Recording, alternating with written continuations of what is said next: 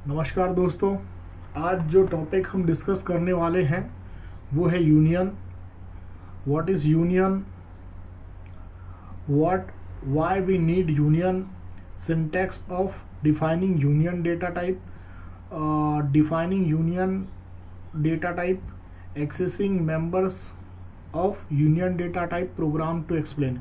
और इसी के साथ ही इसके और भी जितने पॉइंट्स होंगे वो हम आज डिस्कस करने वाले हैं। और ये जो कंटेंट आप देख रहे हैं, ट्यूटोरियल कार्ट करके एक वेबसाइट है, उसमें आपको फ्रीली ये पीडीएफ अवेलेबल होगा। आप वहाँ से डाउनलोड भी कर सकते हैं। मैं कोशिश करूँगा नीचे डिस्क्रिप्शन बॉक्स पर इसका लिंक दूँ आपको। तो ये यूनियन, तो यूनियन वास्तव में होता क्या है? तो यूनियन एक यूज़र डिफाइंड डेटा टाइप है और ये ऑलमोस्ट स्ट्रक्चर की तरह होता है, लेकिन स्ट्रक्चर और यूनियन में डिफरेंस ये होता है कि इस पे आप बहुत सारे वेरिएबल रख सकते हैं। हर वेरिएबल के लिए अलग अलग मेमोरी एलोकेट नहीं होती है। सारे जितने भी मेंबर्स होते हैं यूनियन के, वो सब एक कॉमन मेमोरी एरिया को वो शेयर करते हैं।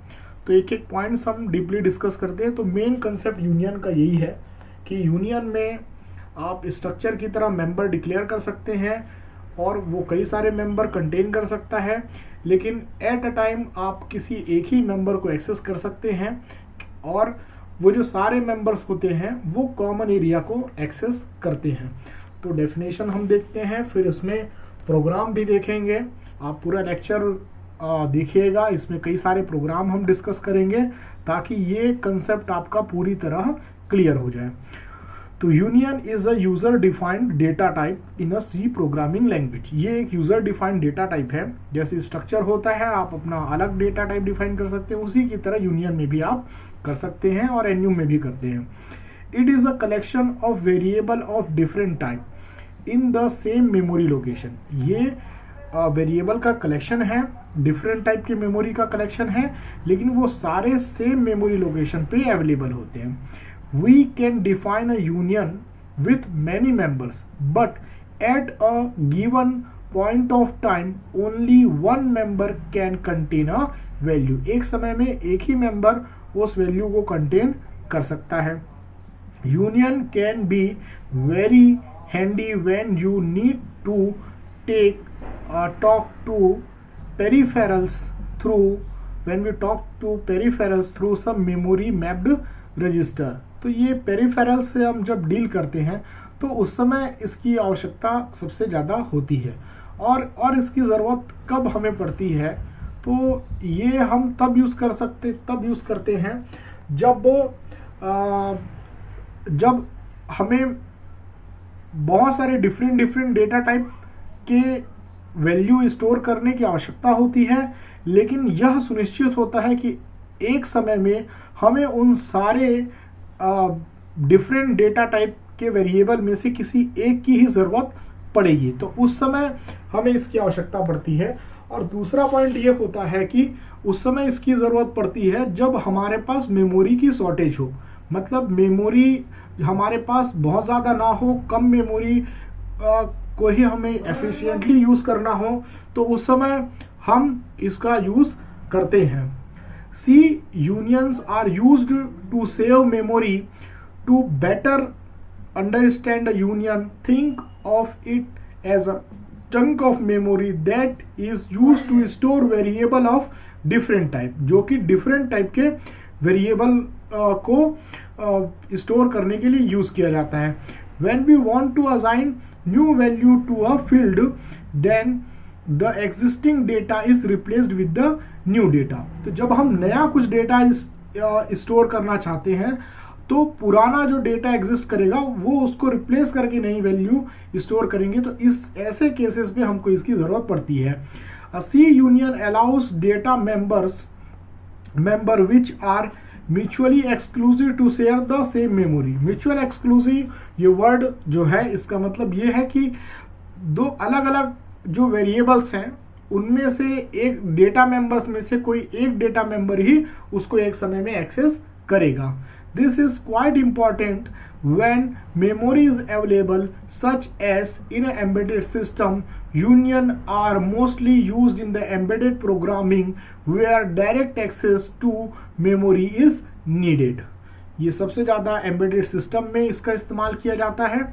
और यूनियन और स्ट्रक्चर में जो डिफरेंस है वो भी यहाँ पे बताया गया है बहुत ही अच्छे से। Structure allocates, the main difference between structure and union, structure allocate enough space to store all the field in the structure. The first one is stored at the beginning of the structure and the second one is stored after that and so on. तो जो structure में होता है एक के बाद एक जो उसके मेंबर्स होते हैं सबके लिए मेमोरी एलोकेट होती है। Union only allocate enough space to store the largest field listed and all other stored that same places. तो यूनियन जो होता है उतनी मेमोरी एलोकेट जो यूनियन वेरिएबल की साइज उतनी होती है जो उसके लार्जेस्ट वेरिएबल की होती है, और बाकी सारे जो उसके मेंबर्स होते हैं सारे फील्ड होते हैं वो उसी कॉमन मेमोरी एरिया को एक्सेस करते हैं। इसका सिंटैक्स देख लेते हैं कि कैसे इसे डिक्लेयर किया जाता है। तो ये सेम टू सेम है, लगभग स्ट्रक्चर के जैसे ही, बस स्ट्रक्चर में स्ट्रक्चर कीवर्ड का इस्तेमाल किया जाता है। और यहाँ पर आप देख सकते हैं यहाँ पर हम यूनियन वेरिएबल का इस्तेमाल करते हैं, यूनियन कीवर्ड का इस्तेमाल करते हैं। यूनियन कीवर्ड का इस्तेमाल यहाँ पर होता है और यूनियन का नाम और उसके बाद एक करली ब्रैकेट ओपन, डेटा टाइप फिर डेटा फील्ड का नाम, डेटा टाइप फिर डेटा फील्ड का नाम, जैसे अलग अलग वेरिएबल होते हैं, और ये करली ब्रैकेट से क्लोज होता है और फाइनल जो क्लोजिंग होती है सेमीकोलन से होती है, और सेमीकोलन लगाना हमको बहुत जरूरी होता है। The size of union variable is the size of largest field because sufficient number of bytes must be reserved to store the largest field. जो उसकी साइज होती है वो लार्जेस्ट जो मेंबर होता है उसके बराबर होती है। और एक और पॉइंट यहाँ पर हाईलाइट कर सकते हैं आप कि कैसे एक्सेस किया जाता है। To access fields of union use dot operator. तो यहाँ पर डॉट ऑपरेटर का इस्तेमाल किया जाता है यूनियन वेरिएबल के नाम के बाद, और उसके यूनियन वेरिएबल का नाम फिर डॉट ऑपरेटर फिर उसके इंडिविजुअल मेंबर का नाम वहां पर लिखा जाता है।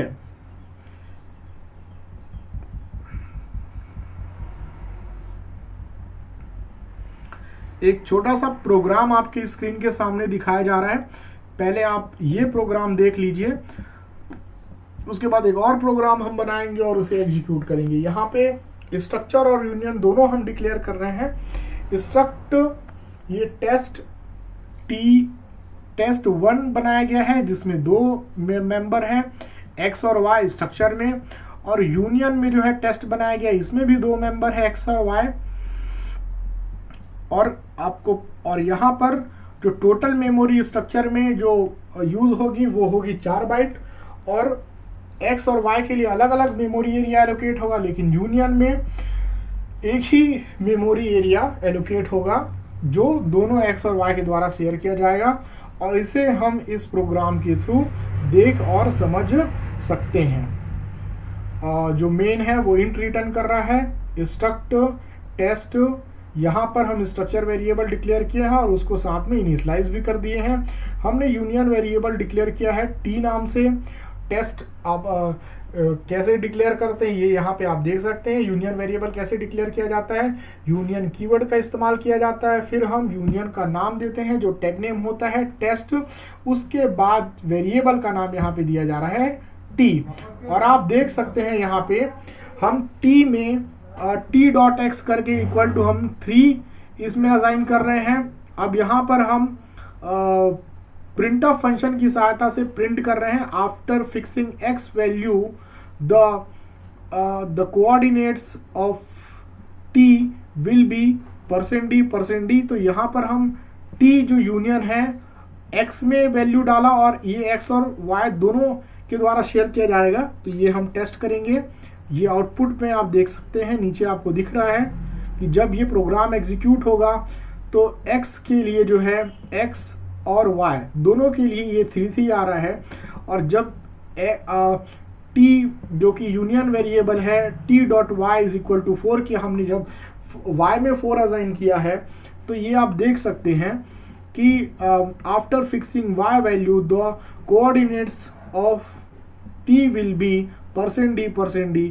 तो यहाँ पर जो x और y दोनों में 4 चला जा रहा है, क्योंकि ये दोनों एक कॉमन मेमोरी एरिया को शेयर करते हैं। और उसी के साथ ही आप देख सकते हैं जब हम यहाँ पर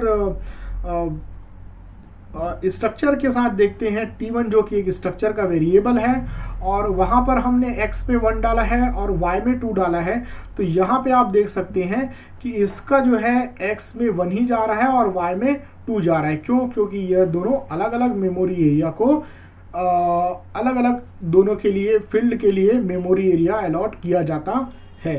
तो ये प्रोग्राम से आपको बहुत अच्छे से ये क्लियर हो गया होगा। जो प्रोग्राम को नोट करना चाहते हैं वो नोट भी कर सकते हैं, और आप इसकी साइट में जाकर भी इस पीडीएफ को डाउनलोड कर सकते हैं। अब एक और प्रोग्राम हम देखते हैं जिससे और भी काफ़ी अच्छे से आपको क्लियर हो। डिस्क्रिप्शन भी आगे दिया हुआ है, वो आप देख सकते हैं। और एक और छोटा सा प्रोग्राम यूनियन के लिए हम देखते हैं।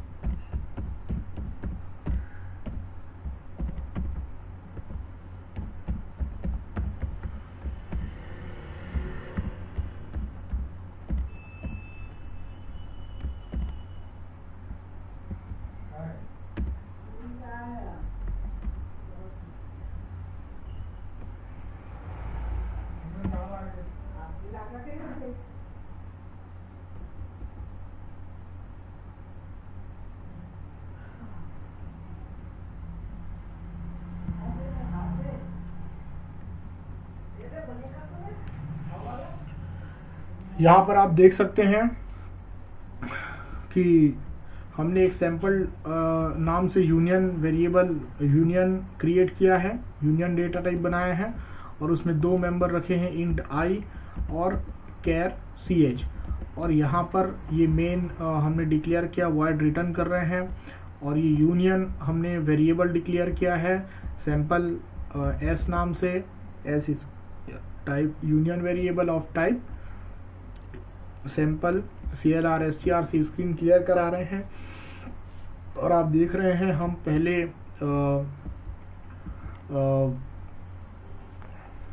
CH में हम ए हमने असाइन किया है और फिर ये वैल्यू प्रिंट कराकर हम देखेंगे और फिर हम s.i में हमने 65 डाला है, दोनों के बाद हम ये वैल्यू प्रिंट करेंगे।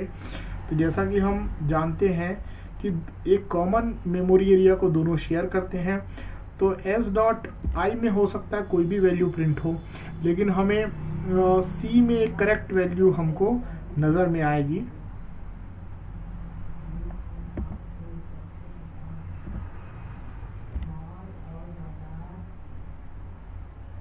तो ये हम रन करके देखते हैं और ये आउटपुट देखते हैं स्क्रीन पर। तो आप देख सकते हैं पहली वैल्यू एक गार्बेज टाइप से आ रही है s.i में और जो CH में a आ रहा है क्योंकि वो ही हमने उसमें असाइन किया था, ऐसा है। तो x समय में एक ही वैल्यू प्रॉपर नज़र में आती है। अब यहाँ पे दूसरी बार हमने ये किया है कि हमने इंटीजर i में हमने 65 डाला है और जो आपको पता होगा कि ये लीस्ट सिग्निफिकेंट बिट से चीज़ें स्टोर होना शुरू होती है, तो CH जो है वो पहले बाइट को ही एक्सेस करेगा यहाँ पर। तो इसीलिए इसमें जो दूसरा जो आउटपुट आपको दिख रहा है वो दोनों में 65 दिख रहा हुआ है, ऐसा है। और ये आपके सामने है, यहाँ पर हमने %d लिया हुआ है इसीलिए। तो ये एक सिंपल सा प्रोग्राम आपके सामने है और आप कई तरह के एक्सपेरिमेंट इसमें कर सकते हैं। आशा करता हूँ कि इस लेक्चर में आपको यूनियन पूरी तरह से क्लियर हो गया होगा और अगर कोई डाउट हो तो आप कमेंट सेक्शन में ये बता सकते हैं। धन्यवाद।